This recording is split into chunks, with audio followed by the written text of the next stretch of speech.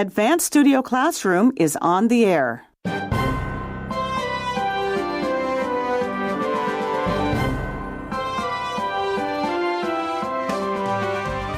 Travel with us to 3 different continents today.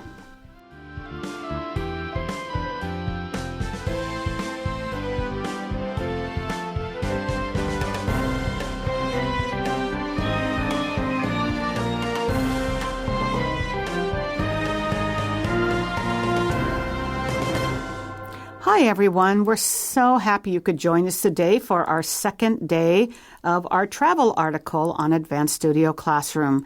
And I have some experienced travelers with me in the studio today. Hi, everyone. I'm Brandon. Great to be back for day 2 of our travel article. Hello, everybody. This is Josh, and I am really thankful to be here to talk about one of my favorite things to do, which is to travel. And I'm happy to join both of you in this. My name is Linda, and we're glad that you can travel with us around the world.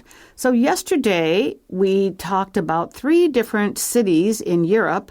And, you know, our article is for first-time travelers abroad, or this is your first trip abroad. And our article yesterday encouraged us all not to be too afraid to try it. You know, it can be daunting or a little bit scary, but this article is introducing some cities that are very friendly towards first-time travelers.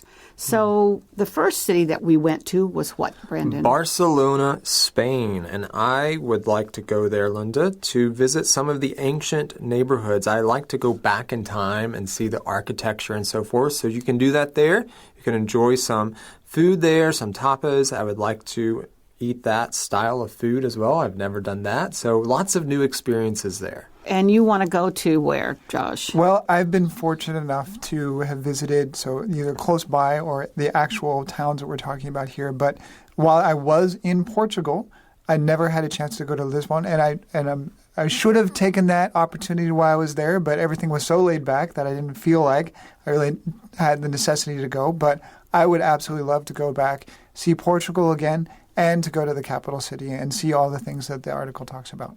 Okay, and the third city we talked about was Copenhagen, and it says that their cuisine or their food is the stuff of legend, which means that it is very famous and talked about a lot, and their description of it from tiny little plates to open-faced sandwiches is definitely something the 3 of us agreed we would like to go have. Sure.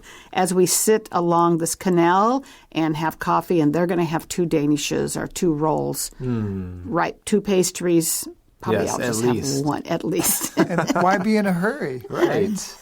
Well, we can go back. You know, Europe really is full of great pastry shops, isn't it? It's true.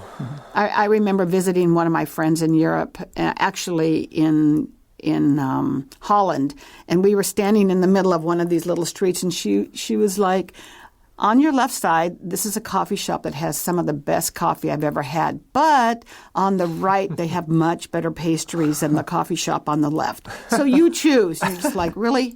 So it's so hard. Yes. And besides eating, there's a lot to see and do there. You know, you can go back in time. You can, you know, walk along canals. And there's just so much to see and do. You said Josh has actually been to Copenhagen, and he said that it's a different experience every day. Yeah, it really won't disappoint. There are so many different parts of Copenhagen you can go to and so many things to enjoy that, and they really are super friendly there and very accommodating to foreigners. So it would be, for anyone who is worried about going to a place where they don't speak the local language and the culture is very different, this, I would say, would be a great first step. Okay, well, today we're going to go to very different areas than we talked about yesterday. We are first going to go to Cambodia, which is right here in Asia. And so take out your Advanced magazine and turn to page 27 or find it on your digital device and follow along with us as we do our reading.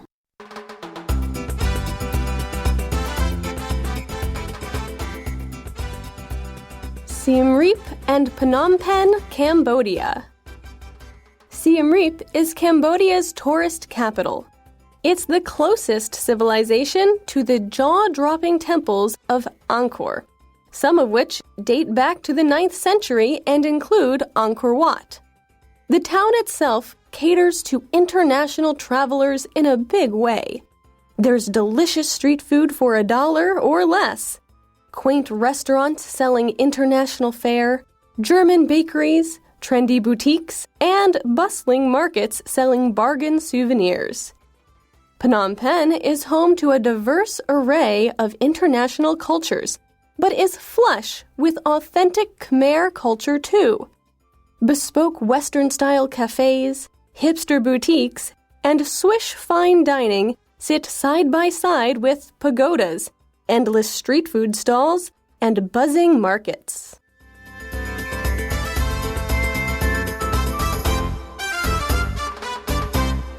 So we're going to start our travel today right here in Asia. We're going to go to Cambodia. And they talk about the two major cities in Cambodia, Siem Reap and Phnom Penh. And Siem Reap is definitely Cambodia's tourist capital. We know that Phnom Penh is the capital of the country, but Siem Reap is the tourist capital.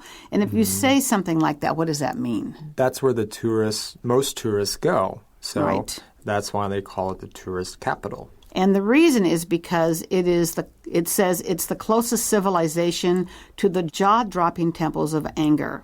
And that includes Angkor Wat, which is, I think it is a World Heritage Site and goes back to the 9th century. But there are a lot. Okay, so this is kind of interesting, okay? It says that jaw-dropping is when you look at it, you can't believe it. Right, you're just amazed by what you see. So your jaw kind of drops. So your jaw drops open, you go, oh, wow. Right. And we see that there's more than one temple. Okay, so I think this is kind of confusing if you haven't been here before. So there are a lot of temples of Angkor. Okay, the most famous one is Angkor Wat, and it is a huge, huge complex.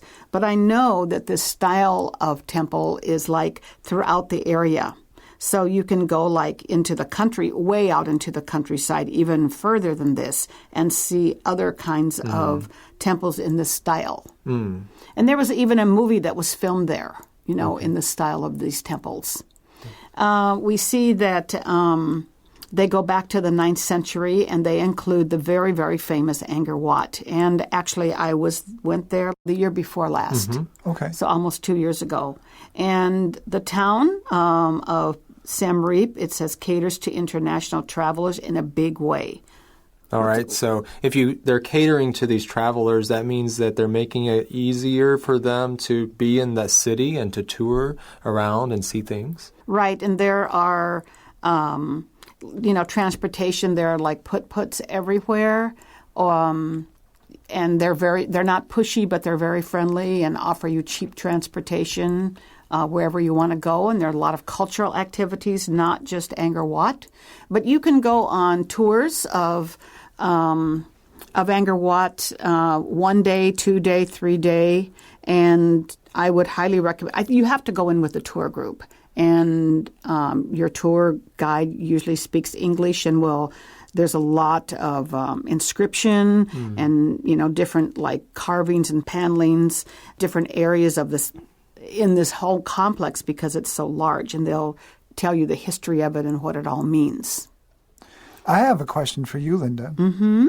So when I first came to Asia was actually daunting for me because I'd never been to this part of the world, and I really didn't know exactly what to expect. But from what I understand, that to get to Cambodia from here is not too terribly difficult. Is that true? That's true. When I went to Cambodia, I took a day flight. There are some evening ones, I think, but I flew to Vietnam and then I transferred and flew into Siem Reap. You can fly directly to Siem Reap. You don't have to fly to Phnom Penh and then go in. Interesting, because I've grown up being fascinated by pictures of World Heritage Sites around the world, and Angkor Wat is really very, very photogenic. The pictures are beautiful, and I would be very interested to go and see them. It is It is very stunning to go to, and it's also becoming more and more protected because they have so many travelers there. They're trying to protect it. Sure. Now, I would tell our travelers if you plan on going here, because it's very easy to get there from Taipei. Okay. That when you go into Angkor Wat, if you want to go inside any of the buildings, there are only a few you can enter. You have to have your shoulders covered, and you have to wear long pants. They will not let you in with shorts, Okay. and they won't let you in if you're wearing like a sleeveless shirt or spaghetti straps or anything like that. They won't. So, I mean, there were a lot of people that went, even guys. You know, a guy was wearing like a tank, Tank top. tank top cut. They wouldn't let him in either. So, it is really hot there. But you do have to be prepared. You could take something in your backpack and put it on to go up into that area if you want to, but definitely you need to be prepared. That is very good advice, because I would hate to go all that way and just to be turned aside at the very end because I wasn't dressed appropriately. Well, they do have people, hawkers selling clothing at the beginning, at the entrance to the temple, but of course, that makes sense. You pay a lot more there than you do even downtown. It's like, so for a pair of long, kind of loose pants, you would pay maybe $3 for. In Siem Reap, you would pay like $12 for at the entrance. So just go prepared. Sure. And I would recommend anybody that if you want, it's easy to travel there and it's very easy to be there. Oh, good. And we see that the town travels to international travelers, and the street food is good. I did have some for $1 and saw lots of interesting food that I wasn't willing to try. But most of the food that we had was quite good, and it's very, very cheap. I might step up from $1. You need to be a little careful. Sure. But, for $2 or $3, you can get a very good meal. And also they have international fare. We didn't really eat a lot of international food. We ate mostly local food, and we see that there are trendy boutiques. And, the market is huge and covers like blocks, and you can buy lots. You can shop to your heart's content, because I know you guys want to go shopping. I can't wait.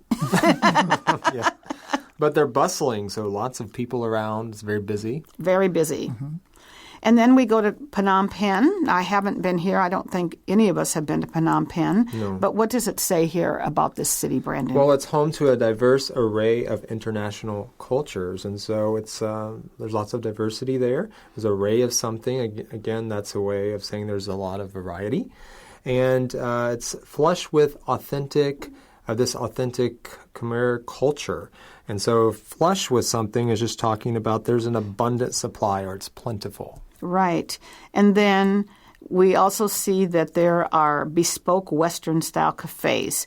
Okay, what would you say about this word bespoke, Josh? Well, I would say this is a very uncommon word. And I think there are probably a lot of people who are native English speakers that wouldn't necessarily be familiar with this word, or certainly not necessarily in this usage.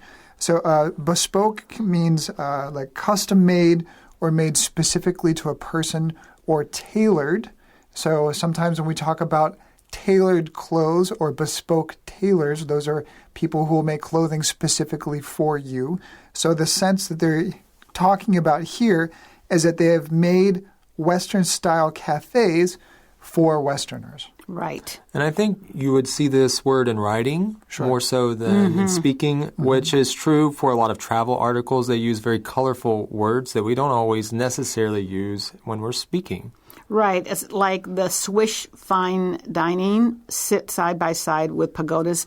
I mean, you don't hear that word swish very often either. No, right. And that swish is just talking about expensive or fashionable. We might say the word luxurious, right? Right. And so we see here that no matter where you go, you have the opportunity to experience fine dining. But when you're eating in this fine dining restaurant, you're right next to a pagoda, which definitely is Asian. Right. And then there are a lot of food stalls and buzzing markets in Phnom Penh as well. So, it's both of these cities are easy for travelers to go to. Sure. And I met a friend actually in Siem Reap, and she had been in Phnom Penh, and she took the overnight bus to Siem Reap, and they make the bus into bed so you can sleep on the bus nice. as you travel. That's fantastic. I've been in a couple countries where they do like sleeper buses, and it's a great way to travel. Usually then it's not too expensive, but you also save on a night's accommodation, which is nice. Right.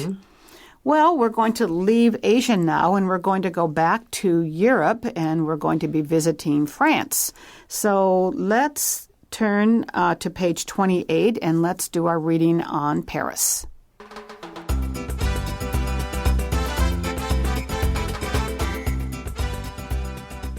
Paris, France. With the mighty Seine cutting its way through intimate arrondissements packed with Belle Époque architecture and with some of the world's most revered cuisine, there's a reason why Paris is the world's most visited city. It has a pace that rivals New York and London, but there's a certain casual elegance to it all that's matched by famous museums like the Louvre and Musée d'Orsay. Paris is an excellent choice for first-time travelers because there's no chance of being bored or underwhelmed. Additionally, its extensive metro system also makes getting around relatively easy.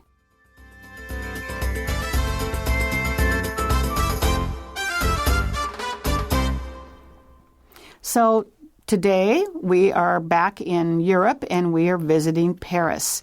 Now, Josh, you've been to Paris, right? I have been to Paris a couple of times. So Paris was actually the first foreign city I had ever gone to.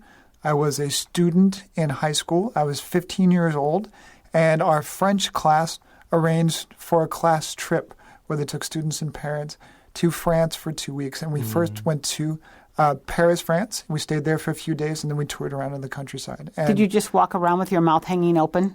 Yes. Jaw-dropping? I did, actually. So I instantly fell in love with Paris. And every single time that I've been back, I've always thoroughly enjoyed being in the city. I know you haven't been here, Brandon. You need to put this on your list. Yes. I, too, have been here. Yes. You cannot say enough about Paris. Everything that you see, every movie that you see about it, everything that anybody writes about it is true. Okay, good to know. Yeah, and it's a place that I would really like to visit. So we see that there is a river that goes through the middle of Paris. And if you look at the picture down here, you'll see a boat. When I was there, did you take this boat tour? I went on this boat tour down the river. I did go on a boat tour of the Seine, yes. Yeah. It's beautiful, right? Right. It's a pretty big river, right? Yes, it's huge. And you get to see all of the major sites. We went on an evening one. So they run all day long and into the evening. And really, I imagine the evening one must be gorgeous with everything lit up. it was beautiful. I do have to admit, I was like in total jet lag. So I slept through part of it and would wake up and go, oh, that is so beautiful. And then I'd when you get to that point where you just can't stay awake. But I really did enjoy it. And we see that there are different areas around Paris.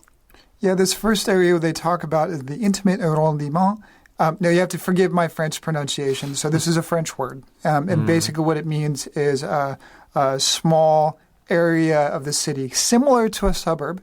But what they're talking about when they say intimate, it's something that's close. It feels very comfortable and enjoyable to walk through. And they have a specific kind of architecture there as well, right? Yeah, this is the Belle Époque architecture. So this is a architectural style that comes from an area or a time in Europe that was about 40 or 50 years, right up till the First World War. They talk about it being a golden age where technology, economy, art really blossomed. And this particular style of architecture has a lot of very floral and natural elements to it, graceful curves, very, very pretty. It's called Jugendstil in German, and you can find it in different areas of Europe. It's very unique. Once you see it and you see it in other places, you'll know exactly what it is. And we also see that it is revered for its cuisine. We're back to food again. Yes, my favorite topic. So people, they admire this cuisine and this city for their cuisine, right? And so if you go to France, lots of food, right? Oh, and it's so good. So everything, really. Everything is good. I mean, I would just get a fresh baguette or a piece of bread and some cheese, which is all very tasty and relatively very cheap. And when I was a high school student, of course, I had to get a bottle of wine because it's very French. And it's very French to have table wine, where they have wine mixed with water. It's more of a beverage than as opposed to actual drinking. But all of the food there is fantastic. Yeah. And you can spend a lot of money on food or you don't have to. Exactly. So, yeah, you have to try everything. And we also see that it says the pace rivals New York and London, okay? But, it is kind of quick-paced, much more so than where we've been talking about. But, also it's just so elegant. I like the way they say it. There's a casual elegance. You are surrounded by, museums that are unbelievable. It's where the world's most famous art is held. Just going to the Louvre, we were there for one day. I felt like, we had walked in the entrance. Sure. Because it's so big and it houses some of the most famous art and artwork in the world. Yeah. So, I would say if you're going to go to the Louvre, you need to spend at least 2 or 3 days. Wow. Really. We went to the major things that we tried to catch, and we just, we really just kind of buzzed through. Mm-hmm. And you can easily make a couple days out of it without a problem. But that's only one of the museums, they've only listed a couple of them here. So, maybe you don't like museums, but some of these you will find yourself just fascinated by them. Mm-hmm. And there are plenty of other art galleries, artworks to go see. It feels like it's a big city, and it feels like every place you go to, there's something to do, which is what they were talking about in the last part of the article here. Yeah, I like the way they said it. You will never there's no chance you will be underwhelmed. That's right. If you're underwhelmed, you don't feel excited about something. And, yeah, you will be very excited about Paris. Will you be overwhelmed by everything? Well, it's easy to be. It's true. And like they say, it's a big city. So, it is possible in a big city to kind of be overwhelmed. But it's so elegant that I would say that you will just kind of relax and enjoy it. Right. And it's easy to get around. The metro system is quite extensive, so it's very easy to get around. Well, we're going to leave Europe, and we're going to travel now to South America.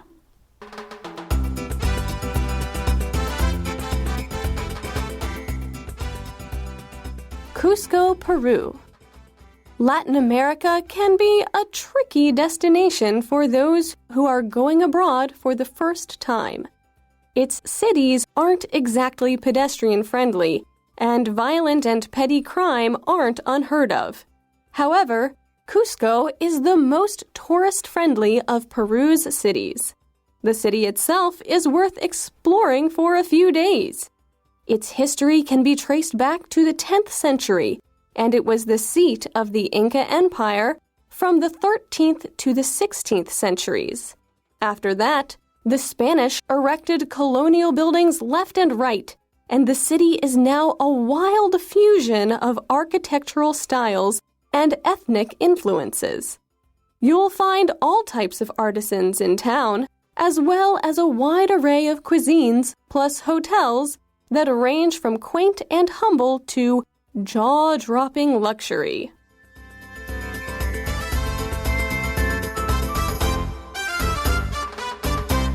So we find ourselves in Cusco, Peru, and Peru is a very high country, and Cusco actually is a very high city.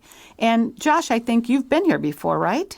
I have been to Peru. I've not been to Cusco. When I went to Peru, so this is in South America.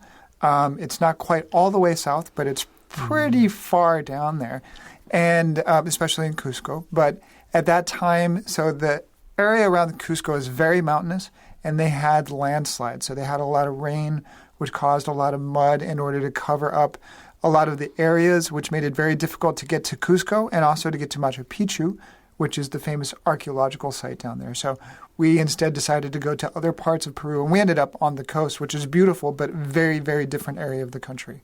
Well, we see here that that Latin America itself can be tricky if you're going abroad for the first time. And this is kind of a slight not warning, but kind of a slight warning, right, Brandon? Yeah, it is. They're warning you to be careful. They're not exactly pedestrian friendly, so it may be a little bit harder to walk around in certain places. And there's also crime, and so that's something to watch out for. But it does say that Cusco is the most tourist-friendly city of Peru's cities. Mm-hmm. And I'm pretty sure that's because it's right next to Machu Picchu. Sure. And they get a lot of foreigners in this city. So if you're looking for adventure, maybe you don't want to make it your first city, but maybe your second or third. I do have to say very quickly, I lived in Costa Rica, which is a part of Latin America. Latin America covers a large area, a lot of different places, a lot of different cities. There certainly are cities in Latin America that you have to be a little bit careful. There are other ones that are pedestrian friendly, so it just really depends on when you're going. So if you're going to go to a place in Latin America, you have to do your homework. Right.